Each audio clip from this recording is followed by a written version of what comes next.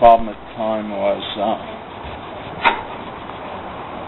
for an electric motorcycle or bike, where do you put the batteries? And if you use a traditional double diamond frame in a bicycle or otherwise in a motorcycle, you end up with batteries which are typically a brick-like shape and really hard to make look attractive.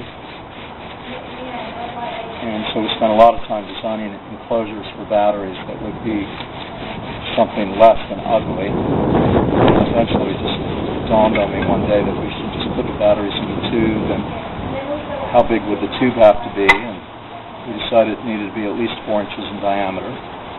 And therefore, where do you put a 4-inch diameter tube on a machine? And the answer really was it has to be an arch. So form follows function in theory, and thereby the arched electric bike was born.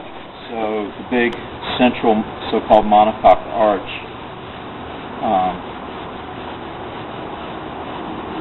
gives it more torsional rigidity this way, of course.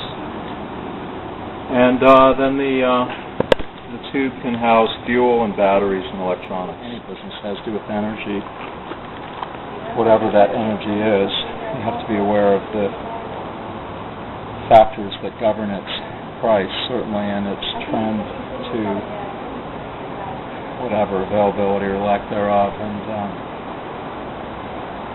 so Hubert's peak oil theory, and pretty fascinating. I think there's certainly plenty of validation, and of course there are those who poo-poo it and or suggest that by the time we are out of oil there'll be a replacement. And of course there's the abiotic theory, right?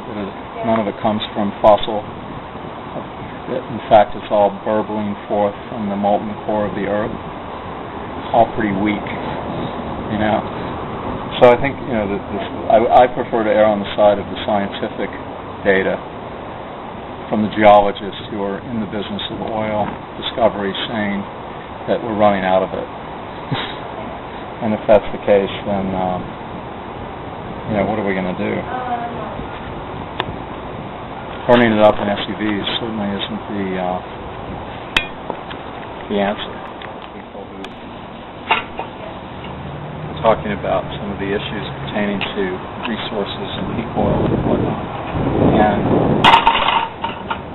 people were the speakers, many of them were espousing the value of the Toyota Prius and drinking out of plastic water bottles. Kind of interesting. There's another notion that somehow the Prius is the technology that will save the world, but as we all know, 50 miles per gallon isn't enough. Say 200 pounds of carbon dioxide output from the power station, where the electricity is theoretically being generated from. So in theory, this represents about 400 pounds of carbon dioxide max every year that it's being operated.